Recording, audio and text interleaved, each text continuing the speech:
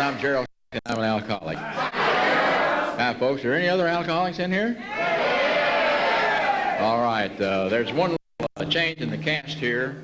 Your program shows Ruth Hawk as Gloria K, but she is going to play the part of Step 9, and Step 9 shows Sandy S, and Sandy S is going to be Ruth Hawk.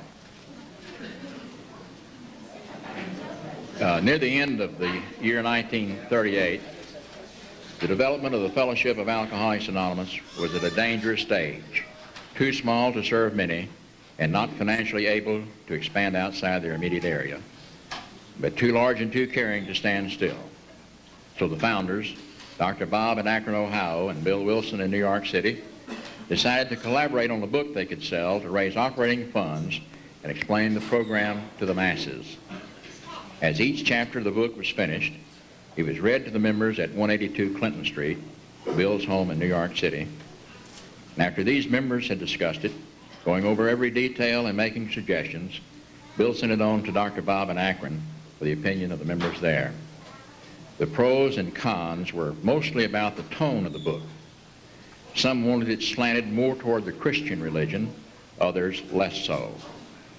There were others of the Jewish faith, and around the world, many other religions. Also, many alcoholics were atheistic or agnostic. Could the book be written so it would appeal to everyone?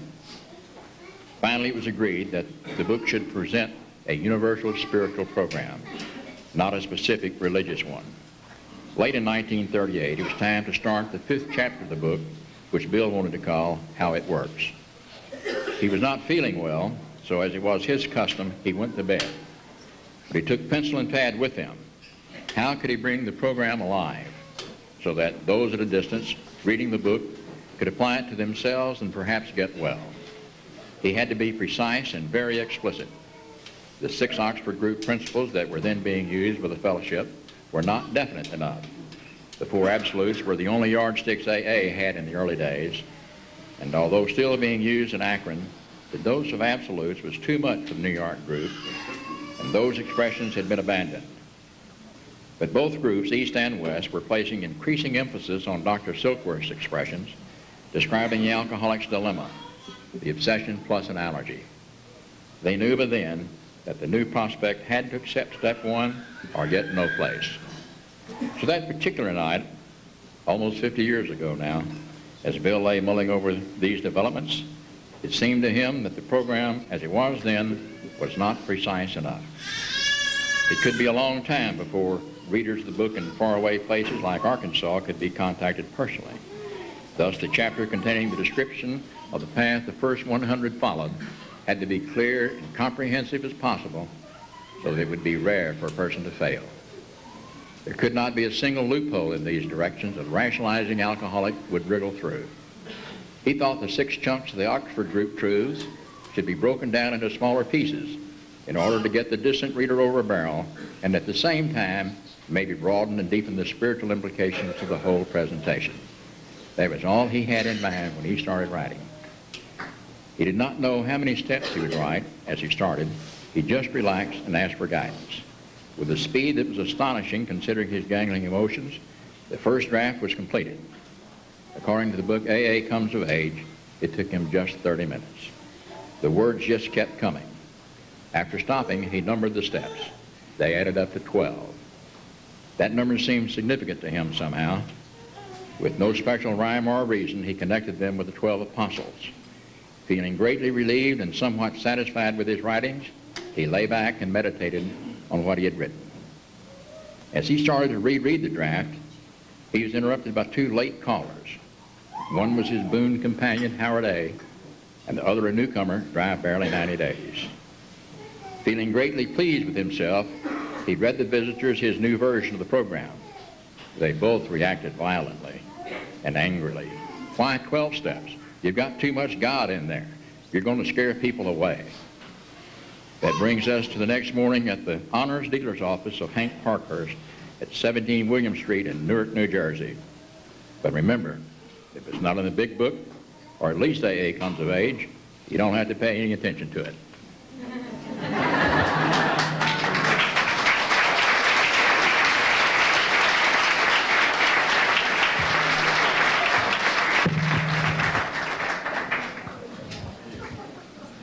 you know, I've been really concerned about you lately. You're looking so tired. I know how Hank's been. I know he really wants this book finished, and it's been hard on all of us, and I know it's been especially hard on you. He caught me last night before I left the office and demanded that I have everything you have up to today finished. I think it's all done. I've typed and retyped. I've written and rewritten. I think every I's dotted and every T's crossed. That stuff's as ready as it's ever going to be to go to a printer. I don't know what else to do. Well, Ruth, you know, I've been procrastinating. I guess you know about that.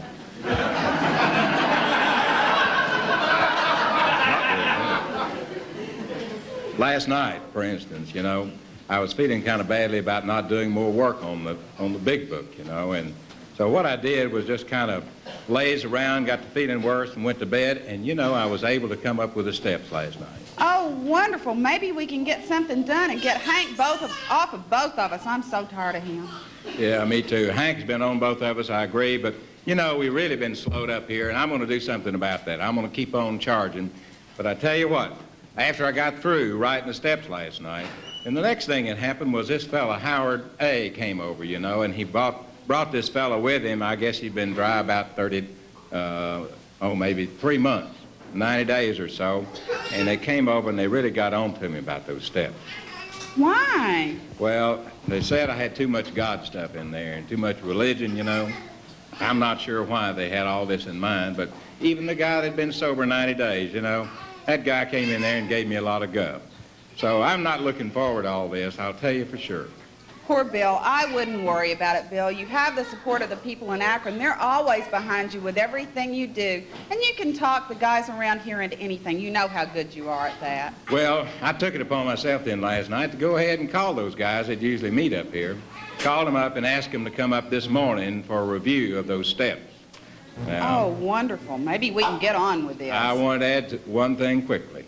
I did not ask Jim Burwell to come. I think that's a wise decision. How about some coffee? All right. Good morning. How are y'all this morning? Bill? Listen, I got the call from Harper's yesterday, and if we don't get something done on the book, they're going to back off the deal altogether. Have you made any progress at all? Hank, I'm real proud you came this morning. Why don't you have a seat and shut up? Ruth, did you get those things typed and made from yesterday? And everything's finished. It's all done. Well, I'll wait to see that. Good morning, Hank. How you doing? How are you, Mitch? Good to see y'all. Get a cup of coffee here, Mitch. That's true. You go with the sanitation department. Oh, job of the sanitation department. I'm going to clean up in that position.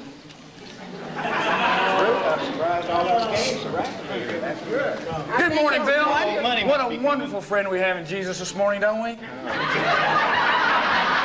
Everybody get your coffee and get a seat. I think Bill's got something real important to share with us.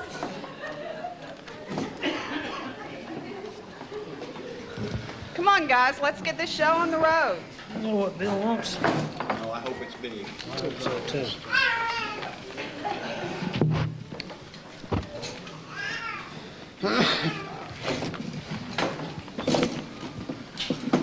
Fellows, I wanted to let y'all know what went on here last night. I, as you know, have been procrastinating a little bit about this book we've been writing. And I was telling Ruth before y'all came in that I did write the steps last night, and that's the reason I called this meeting this morning. I want y'all to review what we have here, but let me tell you what. We need to progress here and not regress. We've been taking long enough getting this book published, and I want these steps done quickly. Now, there's one guy in particular I did not ask for this meeting. That's Jim Burwell. Good decision. I think y'all all know why, don't you? So why don't we get started here?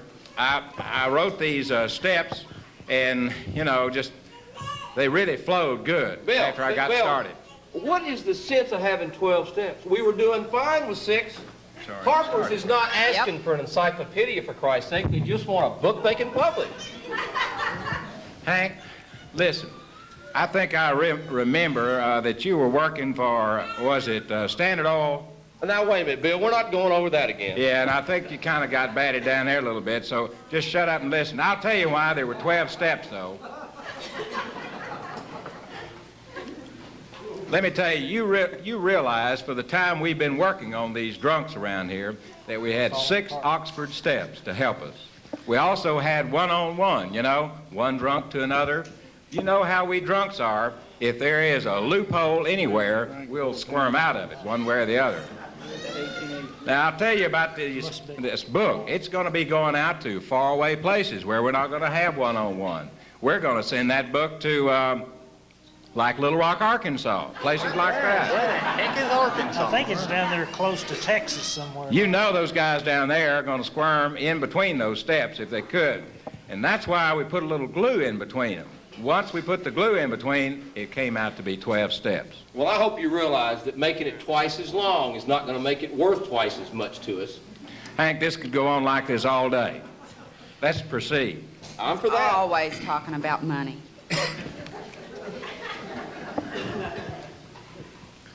All right. Now, the step one that we're going to start on here, we had the Oxford Principle, and I'll just remind you what that is. We changed it around a little bit, but the Oxford Principle was we admitted that we were licked, that we were powerless over alcohol. Now, I just flipped that around a little bit for ours, and that is we admitted we were powerless over alcohol, that our lives had become unmanageable. Not bad. Bill, I don't have any problem with this powerless over alcohol part, but that my life was unmanageable, that's bullshit. I've done just fine except for a few bad breaks and unfortunate misunderstandings. Art, do you think my life's unmanageable?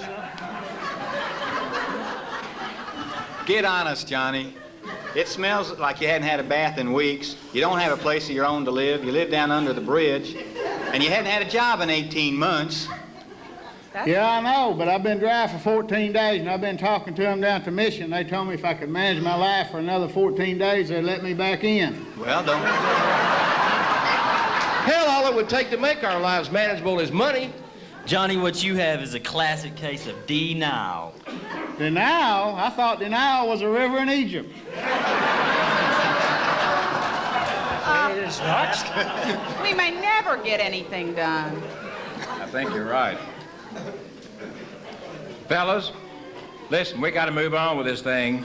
I think we can all see how unmanageable things are from this display from Johnny, for instance. Amen. Yeah. So, Hank, all he ever talks about is money. My God, none of y'all have a job. I'm the only one with a job in this place, and I haven't been paid in 6 months. Let's get this done. I need some money. Hell, if we could just get this book to Harper's, we'd get the cash and we wouldn't need jobs. All right, we'd have jobs for everybody in our hospitals once we get them built. I'm not going to listen to this anymore. We're not building a damn hospital right now. We're not writing a book either.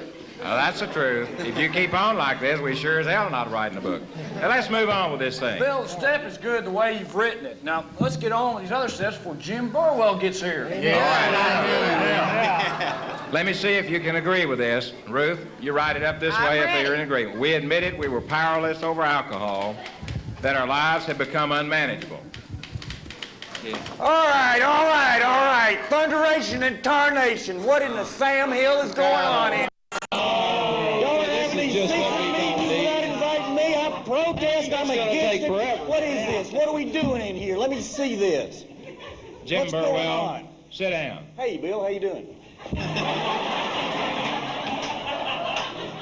I was doing well up until you came in. Well, thank you. It's good to see you, too. Burwell, now listen, we're not trying to do anything behind your back. Oh, yeah?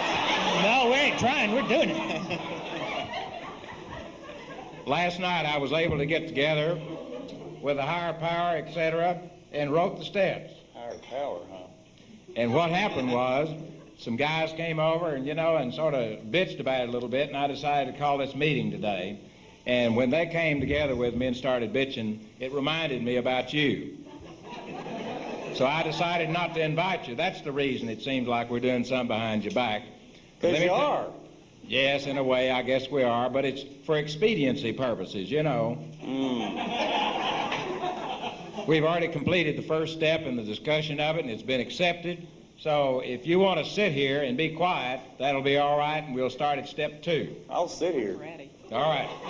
Fellas, just don't pay any attention to Burwell over here. That's hard, Bill. The next step is came to believe that God could restore us to sanity. God? What do you got God in here for, Bill? I thought we'd agreed when we did the Oxford steps that we weren't going to do any more of this God stuff. Goodness gracious. This is ridiculous. Very well, we're going to have God in this thing. It's God that got us sober. It's God that made us sane. Get on your knees and believe in this holy Bible. God got you sober. You're off a fat egg. Only God. Willpower is what got me sober. I didn't need any kind of God. Get me some coffee. Look, JG, you believe in God, and Jim, you don't. But there's got to be some power greater than ourselves that can remove this compulsion to drink. Baloney. My God is the one in this holy Bible, Johnny. Now sit down and be quiet. Yeah. Jim, this is Sandy. We all know you're crazy. I'm not crazy. I'm saner than anybody in this room. You got all this God nonsense floating around in your heads. I'm the sanest man here. Jim, you're more crazy since you got sober. Amen on that. Huh. And what about all them crazy things you used to do? Well, that was when I was drinking. You know, I used to have a drink or two, and I did crazy things when I was drunk, but hey, I'm perfectly sane now. More perfect than sane, in fact. Oh, my God. Bill? Yeah, what? Isn't it insane to be living down underneath that bridge? No, I don't have to pay any rent. You know, the only thing that's kind of bad about it, though, is I went there this morning and some fool had stolen my spot. Bill, I didn't steal your spot. I just borrowed your blanket. Oh, okay, well, that's all right as long as you. Bill, God can get you out from under that bridge now. Yeah, well, we'll see about that. I know it. Listen, fellas, we need to progress on this thing. Johnny over here a while ago said something that I think we can all buy, and that was a power greater than ourselves, which is God. Let me tell you about a power greater than ourselves, and that's money. And our problem is we don't have any. That's the truth. We don't have any. You know, Mr. Rockefeller gave us a little bit of money earlier this year, and that money is done run out, so I can appreciate that fact. But let's move on with this thing, or we're not ever going to get finished. So if we can agree on this to read this way, you ready, Ruth? I'm ready. Came to believe that a power greater than ourselves could restore us to sanity. Well, I guess power greater than is better than God. Well, I can compromise the power greater than ourselves myself, but my power is God. Amen. Hallelujah. Okay. Can't you speed this up a little? We're going as fast as God wants us to.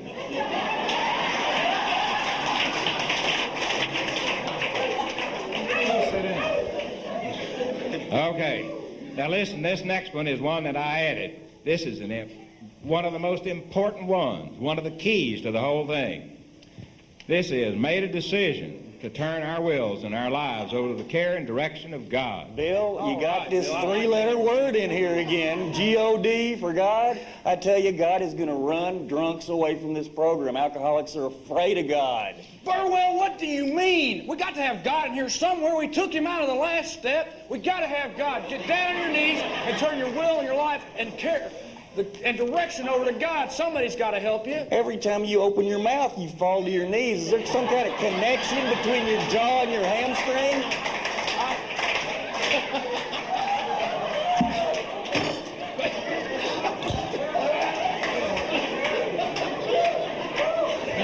You just don't understand, Burwell. I understand you. Burwell, if you'd sit down and quit trying to play God, maybe you'd understand him. I what did you say? understand plenty. I don't like this part about the direction of God. The only place God directed me was under the bridge. Rightly so. Listen. Yeah, well, Bill, I think Art said something a minute ago, something about understanding God. I think that may be the... Yeah, the God of my understanding Yeah. may not be the God of his understanding, but it's a God that I can relate to, that I understand. Let me tell you what I understand. If we turn our will and our lives over to publishing this book, we get the hospitals built and we get the money, we're not going to have these problems. What is... Well, the only God understands in this holy Bible, He's Hank. holding us up. That's what he's doing. Mitch, what are you doing? Just trying to get a little rid of this shake here. That's an awfully lot of sugar. You think we need to take him out? You got enough sugar there, partner? What is this? How about a little coffee? A couple of weeks ago, he had more than that. You know, Jim, you mentioned something a while ago that that God's going to run us away. You know, we're going to get out of here. If God runs us away from here, alcohol will run us right back. That's for sure. Yeah, if they live long enough to be run back. Is that clap or laugh? Okay.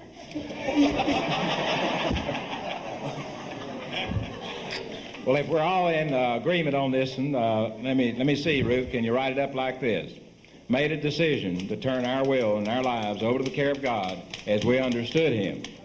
Can y'all agree with that? I'll go along with that. Well, you understand your God, Bill, and I'll understand mine, but it was God that got me sober. As we understand Him, Bible back. There we go. Time is Too much God. Well, fellas, let me tell you what.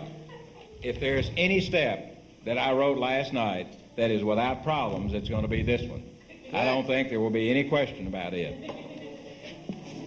Now, the Oxford principle is we made a moral inventory of our defects or sins. Now, the way I wrote this up last night was made a searching and fearless moral inventory of ourselves. What do you think? Bill, do we have to write this inventory? We left the Oxford group a year ago. This could, if I have to write this inventory, the statute of limitations hadn't run out on me. I could go to jail, or worse yet, my wife might hear about this. Wait a minute. Mitch, sounds like you're talking about an immoral inventory. I think what Bill said was a moral inventory. Well, it was. Well, my wife, if hears about this, she's going to leave me. You know what I mean, Johnny? Mitch, I thought she was leaving you. You mean she's talking to you again? She won't be if she reads this. Yeah, Mitch, I know what you're talking about, and you better leave my name out of it when you write it down, too.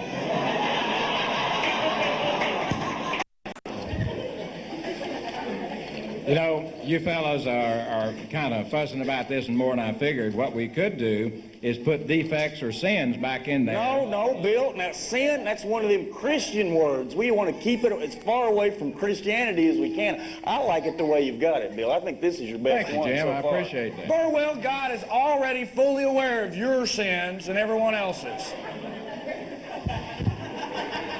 How do you want me to write Wait a minute. The only inventory that we need is 1,000,000 books. 1,000,000 books is $1 million. The 3,000 Harpers has promised us to get the book is just a drop in the bucket. Can't we go ahead and finish this thing? That's what we're trying to do. Thanks. Now, how do you want me to write that step? All right. See if y'all can agree with this. Made a searching and fearless moral inventory of ourselves. That's good, Bill. All right. Typewriter doesn't work too well. You can do it, Mitch. We'll buy you a new one when we get some money.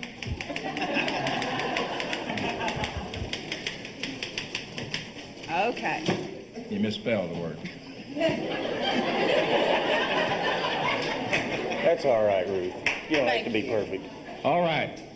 Next step, we also have an Oxford principle to go by.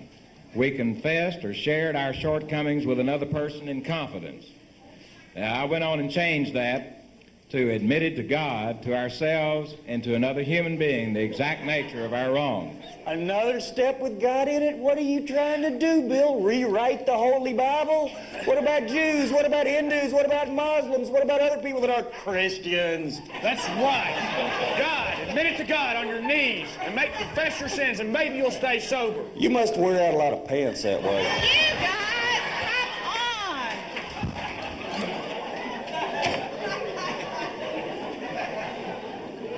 Bill, You gotta do something about him, Bill. I don't mind this God bit, but I'm not telling another person. They might go tell someone.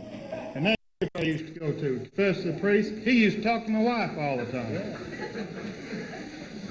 I don't know a single person in this group you guys could trust. Well, you can't trust them priests, that's for sure. I wouldn't trust Jim Burwell, number one. Listen, I'm telling you about this. Enoch, you know, the difference is that, you know, your wife was directing you to that priest, right? The difference here is you're going to select that guy to go talk to. And, you know, you're going to believe in him. You're going to trust him. Otherwise, you won't be going to see him.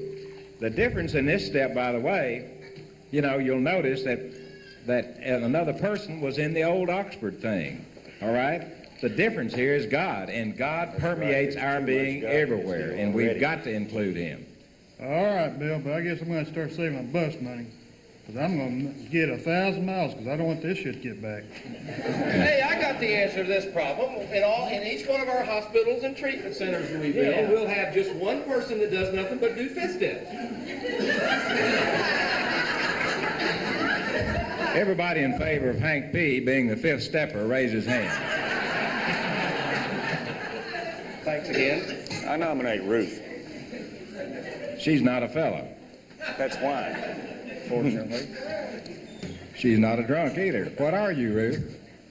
A friend. Thank you. Well, if y'all are in agreement with the final step here, admitted to God, to ourselves, and to another human being the exact nature of our wrongs. Is that how you want me to write it? Yep. Got any questions about I that? don't think it's gonna sell. Well, all you care about is money. Well, we can't get anything. Yeah. Okay, I'm ready, Bill. Okay, and the next one. We're entirely willing that God remove all these defects of character. That's a good. God again, Bill? What are you doing, rewriting the 10 Commandments? You don't need 12, you just need 10. You can have him preach about it on the street corners. This is absurd.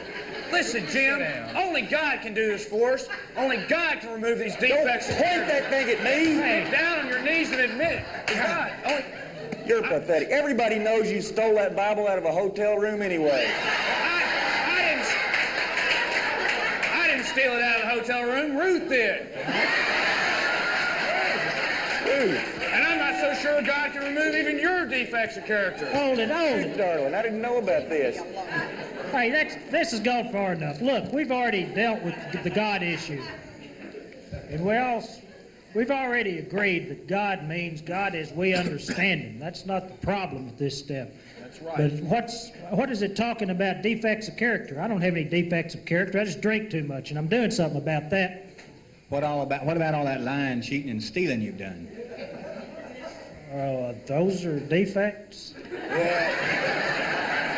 Well, I mean, I just steal a little bit, just enough to eat. And, I just lie and cheat a little bit, just enough to keep me out of trouble. Sounds like both you and Johnny are living down on the Nile. Well, I don't know about that.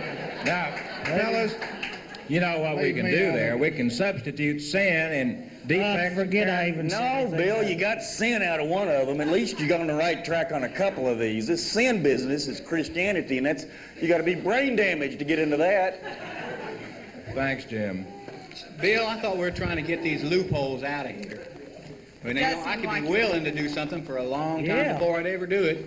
It does. Yeah, I'm willing to. The only loophole in this deal is our bank balance, and that's zero. I'll tell you about willing, and I'll tell you about ready. I'm willing to get this manuscript to Harper's, but I'm ready to make some money. You got it. Let's change willing to ready and go for it. Hank, your money's your problem. The more money you had, the drunker you got. It's just God's will for me today that I have money. What can I tell you? I don't know. Okay.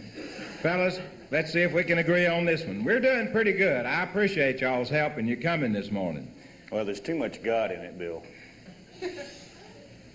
Would you get a sock and put in his mouth? I'm going to pray for you, Burwell. Yeah. How do you want me to write that step, Bill? We're entirely ready that God remove all these defects of character. That's right. We got to be entirely ready for it to work, for God to be able to remove these defects of character. Entirely ready. You do good work, I like Bible. Willie better. Okay, the next one. Humbly, on our knees, ask him to remove these shortcomings, holding nothing back. Now, who is the him in this one, I wonder? Is it perhaps G-O-D again? Not Jim, that's for sure. Well, I knew that. Who do you think the him is? That's right, it's God. God of our Well, there's understanding. too much God in this field. Nobody's going to buy the book. Nobody's going to want the book. Nobody's going to read the book. On these that we can just finish this thing. Humbly on our knees. Humbly on our knees. Anything. Humbly.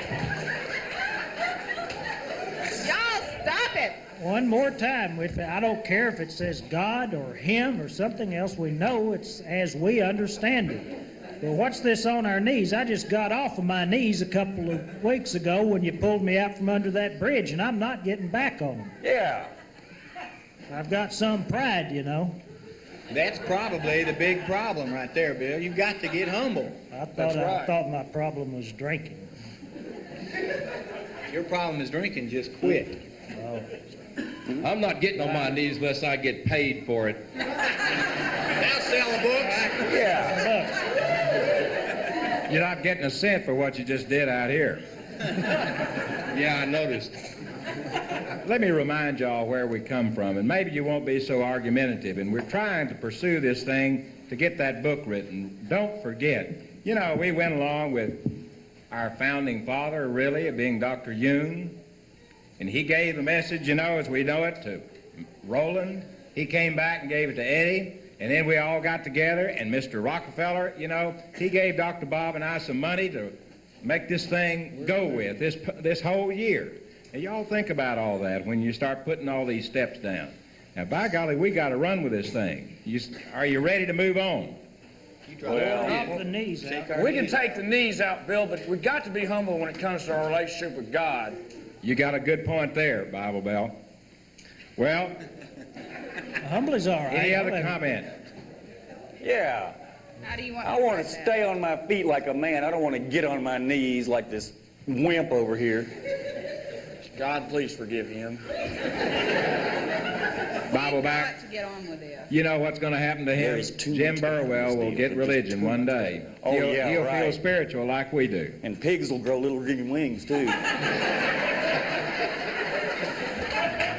It's too much God. Bill, we've got to get on with this. All right, Jim, sit down. Hank, nothing to say. All right, next, we're gonna see how we'd summarize this. Humbly ask him to remove these shortcomings. Would y'all agree with that? That's fine. Is Yeah. that how you want me to type this? What do you say, Jim? What difference does it make what I say? Nothing. You see, there's too much God in this deal. They're going to chase people off. Nobody's going to want to join AA. Sit down. All right, next step. Made a complete list of all persons we had harmed and became willing to make amends to them all. Well, Bill, here you go again. This sounds like another loophole. Because if I had to wait to make a complete list, I'd never get anywhere. I've never completed anything in my life. Yeah, just like this book. He's right about that. I've watched you guys. Y'all never complete anything. Another thing, you know, I never harmed anybody by my drinking but myself. Wait a minute, Art. What about that time we got in that barroom fight? And I was the one that got punched out and landed up in the hospital and jail, not you. I'll never find all the people I need to make amends to. They're spread out all over the world. Obviously, if you were drinking on the Nile.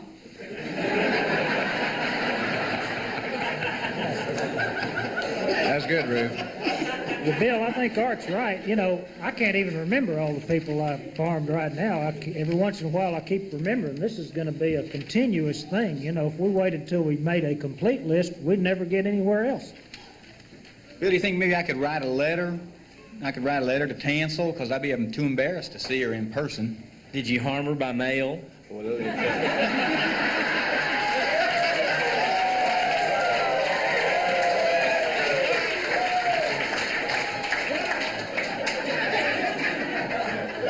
Well, it wasn't a chain letter. Well, now, y'all, wait a minute. I want you to think about Dr. Bob out there in Ohio. Do you think that he went around when he made his amends with the postman? Of course not. No. And all you got to be is willing. It's not the fact that you got to traipse around with the postman or any other thing like that. Just be willing. Well, I guess if Mitchell write it down, I can be willing to make amends. Yeah. How you feeling, Mitchell? Let's go with it. All right. Sounds good, Bill. Yeah. Okay, am I ready to type? I don't know. What do you think?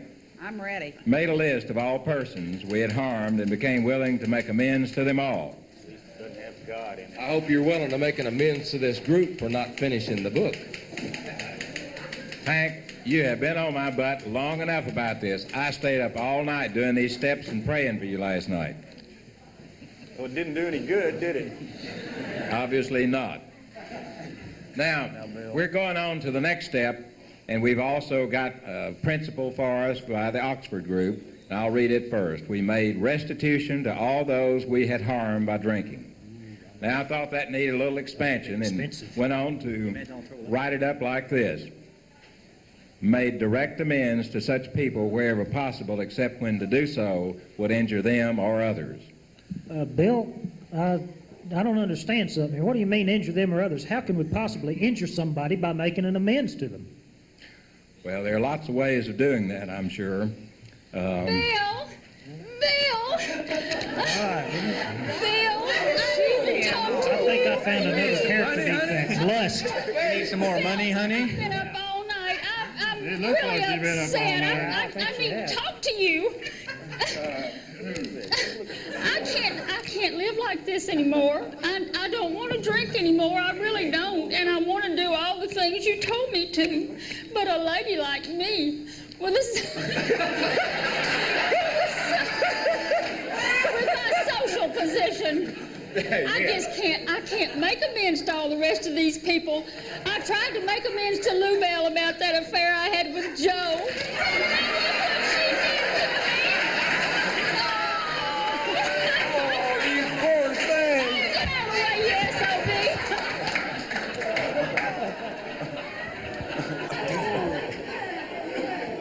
Is this going to go in the drug count? Fellas, do y'all see why I tacked on to the end of that? I understand. Except when to do so would injure them or others. This is way we can get that in the book, boy, that would sell a lot of books. Yeah, Joe would buy them all. Yeah, Joe and Lou Bell buy a bunch of the copies. Bet they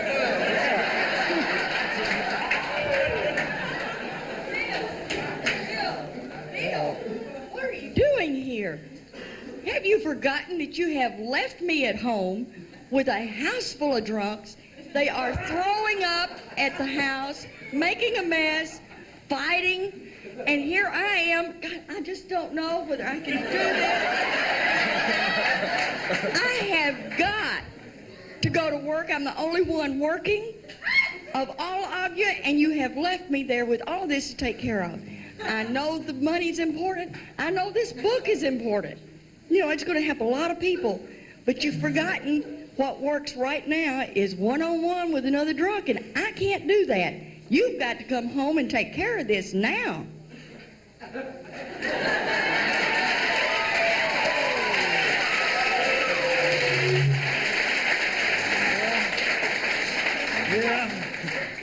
All right, fellas, I guess she's right. Let's leave here and go take care of our primary purpose, our drunks. Let's go. Do God's work.